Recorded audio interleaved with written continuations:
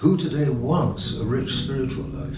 Many don't want it because they know that with a rich spiritual life will go the Ten Commandments and the obligation to follow and obey the Ten Commandments.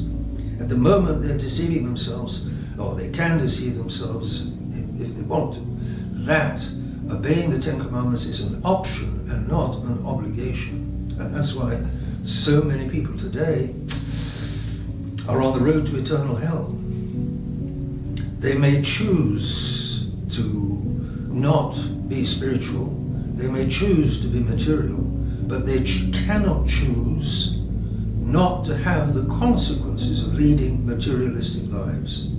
They can't choose the road to hell and still have heaven. And that's what the new religion of Vatican II suggests.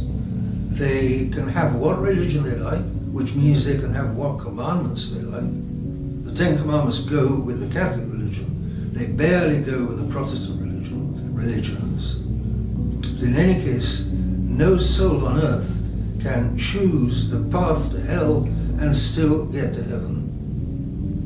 Because they do have choice between hell and heaven. But they don't have choice to choose the path of heaven and arrive in hell, nor to choose the path of hell and arrive in heaven. That they can't choose.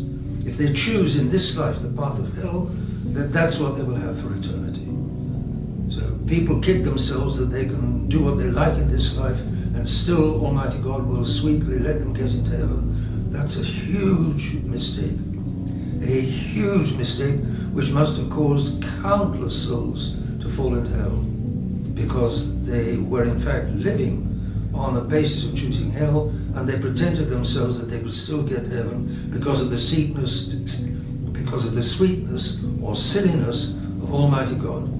But Almighty God is neither sweet nor silly, and he is not mocked. And people mock him when they behave as though he's a silly old uncle made of cotton wool, summer up in the sky, and who they can deal with how they like, and still he will let them into his heaven. No, sir.